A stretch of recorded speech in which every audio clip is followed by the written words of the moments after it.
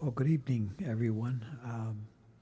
I figured based on the last verbal pipe organ video I put together, I might put a couple more together and see if it's useful to the folks that listen to me. Some of you are musicians, excuse me, and some folks have just kind of asked what my workflow is, and how do I come up with what I do, and so I figured I'd kind of take you along my journey a little bit and play, but also share a little bit about some of the sounds I love. So the song that this improv that I'm going to play, which really originated probably about a 15, 20 minutes I've sat down here and I've just played different themes, and I finally got one that I kind of like. And I thought, okay, that sounds good. I know the voices I want to include, and I kind of know what keyboards I want to play. And so down here in this keyboard, the Roland Phantom, I have a deep grand piano. It's a virtual grand piano, and it's a beautiful instrument.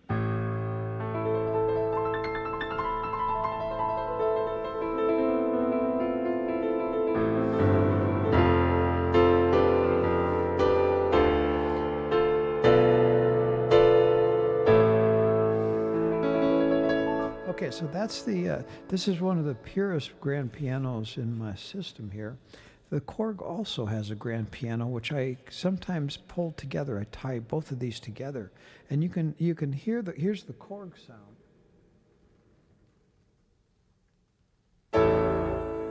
That's playing both of them. Here's the Korg.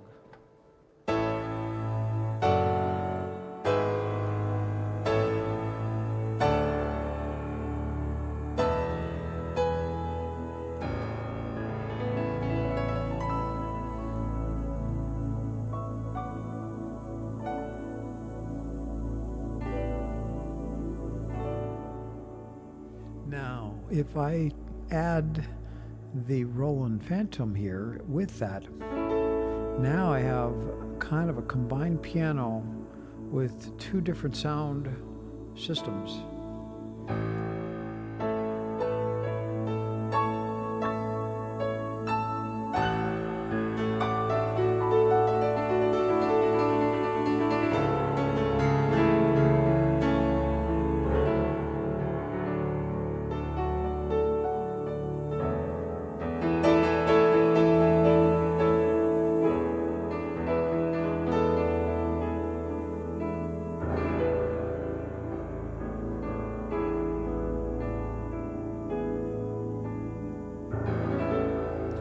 So a lot of times if you're hearing my piano, full piano, and I'm playing on this keyboard, the Korg here, I'm combining the power of both of these instruments. This has a virtual piano and this has a virtual piano.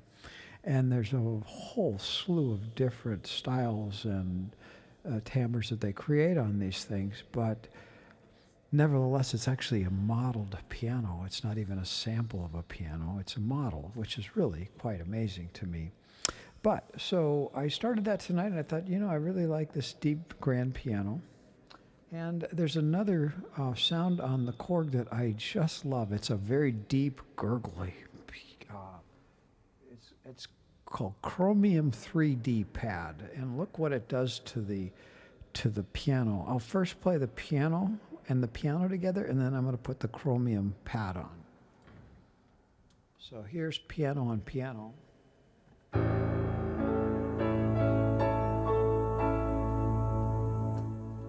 But now, this is what happens when I play some of my mysterious pieces.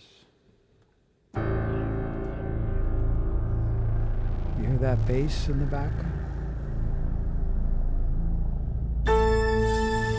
This is a very interesting pad because it just kind of oozes along and just changes in form, and you can hear it over time evolve the signature.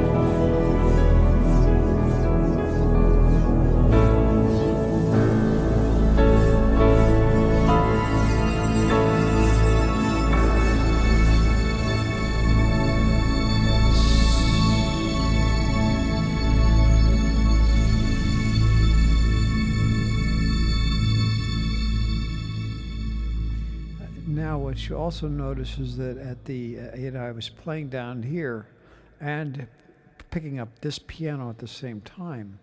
But then I started adding the chord Proteus and or prologue, sorry, Proteus, wrong vendor, long time ago. The chord prologue, 16 voice, and when you do that, this is what I'm playing. The patch that's on this one is from the Blade Runner. It's kind of a let's see, what is it called? It's called Runner Blade, and you can guess where that's from the movie. And I use that patch on this as one of my favorite patches, and I use it for a bass, a very, very deep bass. I can regulate how bright it is, but I'll play a little bit on that just to give you an idea of what that sounds like, because I use this instrument a lot.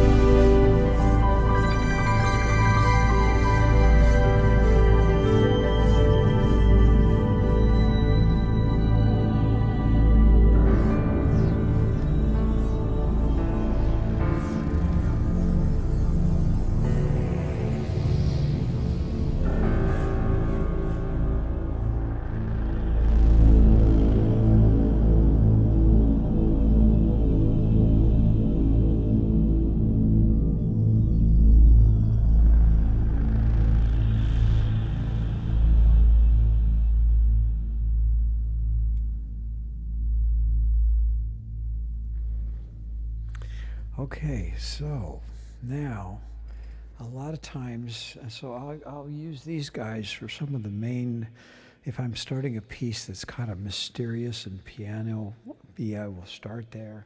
I'll go to this this synthesizer sound. Now, if I want a bass alone, I also have this is the Jupiter X, and I have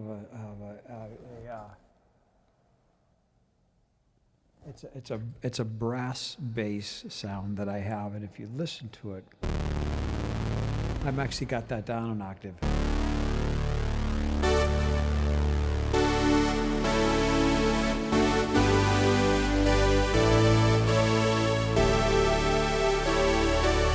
So I can play that as a full synthesizer, or I can just use the bass. And a lot of times I just use the bass as a foundation as I'm doing other stuff with the other keyboards.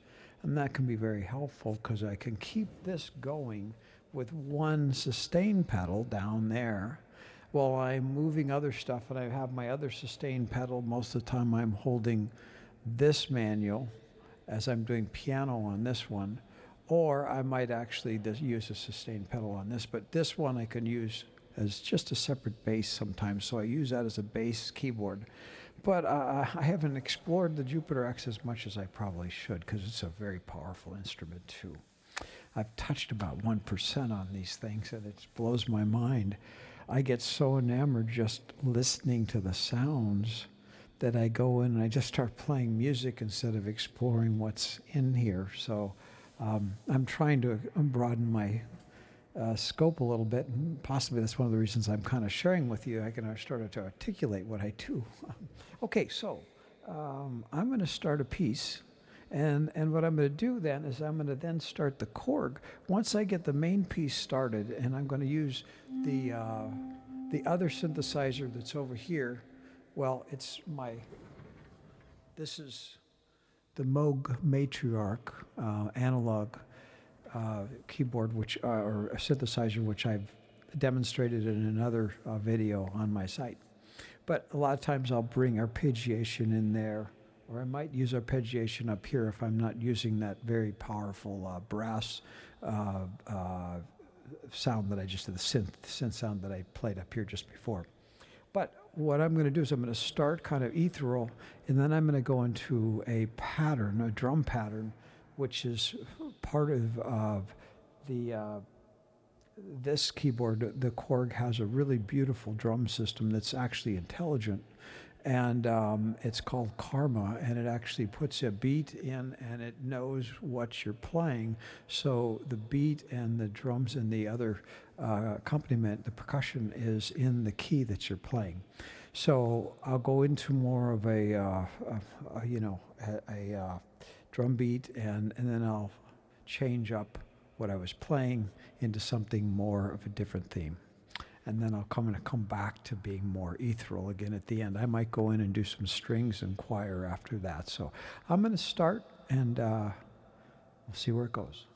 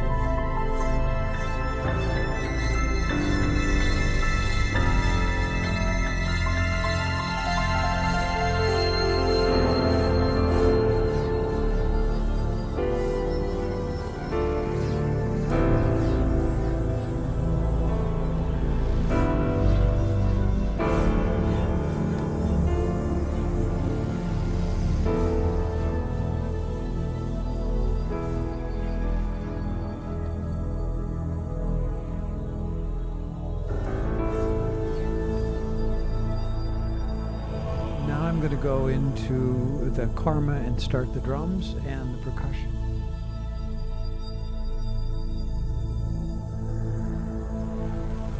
And what you'll notice, which I just did, is I just turned on the Korg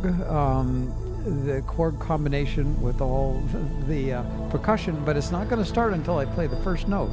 So I've just changed the registration on this keyboard. And then I changed the tempo to slow it down a little bit because I want to play a little slower beat tonight. Okay, so here I go.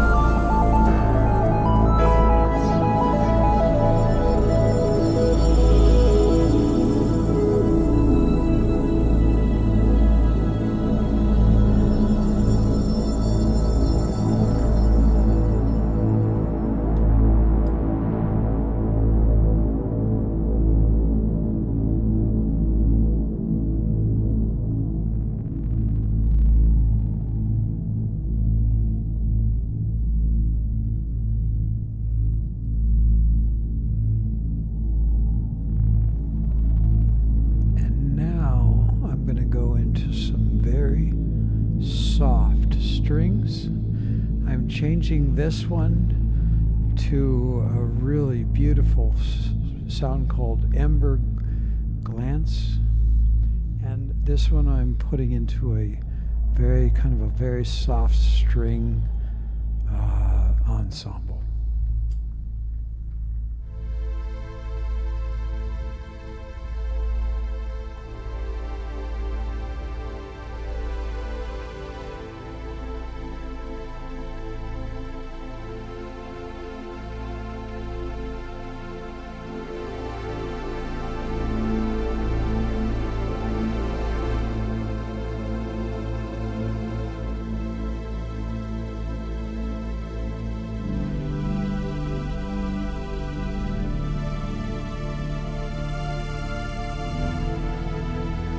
The harder I press on these keys, the more expressive the strings are on my right hand.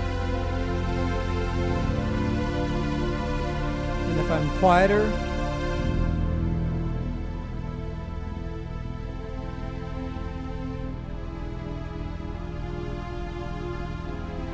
so I can actually accentuate one key over the others.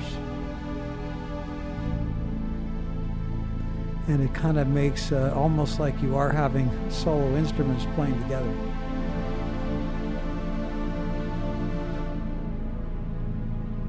Now this is a really beautiful sound.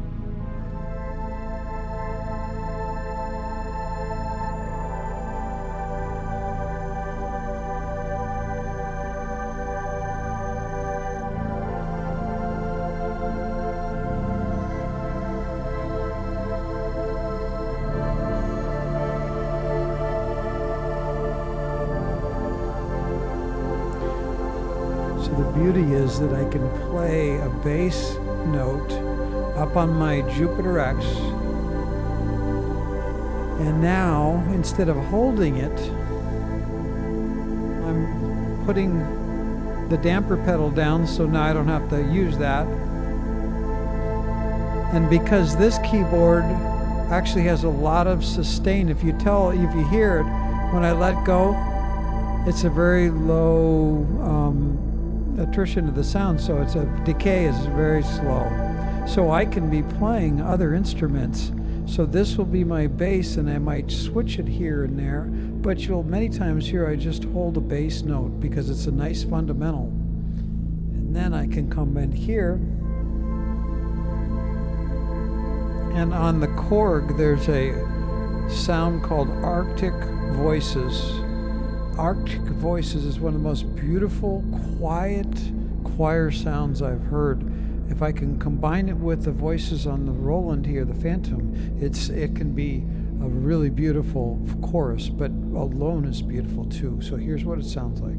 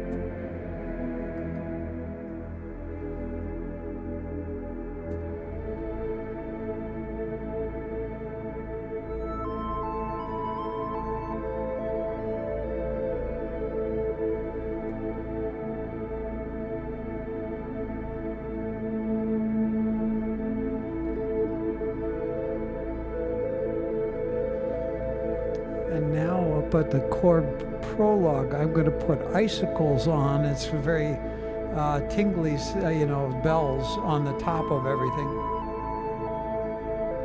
And I can make them arpeggiate themselves, or I can arpeggiate them myself. I like to do it myself a lot, but sometimes I'll also make it automatic.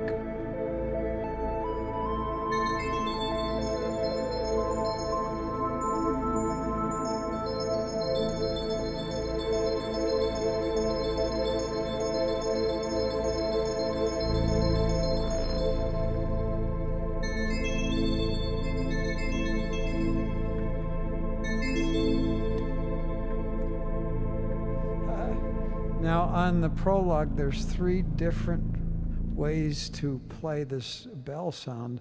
I can just play individual notes, and then I've got a button that either presses it when I hold the damper pedal, the arpeggiation keeps going in a row, or if I hold it down and it blinks, it'll just keep going until I turn it off. I usually like to be able to control it with my damper pedal. But sometimes I mix up if I'm talking and also doing too many keyboards at once. So sorry, I'll get back into it here.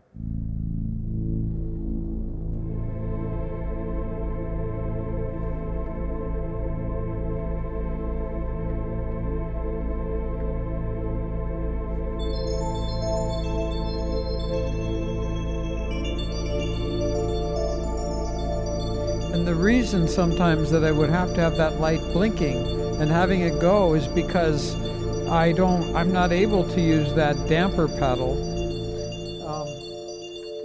because my feet are on 2 other damper pedals, which is this one and this one here. So I can sustain these notes, and therefore I have to make sure that this one is continuing if I want it in the background. So it's a little bit tricky sometimes when I run out of feet for damper pedals. And sometimes I will put 2 damper pedals together and use my heel and my toe for the 2 pedals together if I have to do that, if I am using 3 for some reason, which I do once in a while. It's very similar to playing the pipe organ, the 32 note pedal board. You use your heel and your toe a lot with your feet, so I'm used to doing that. Okay, so I'll go back, kind of reverse speed a little bit here, and go back, and I'll start that part over again.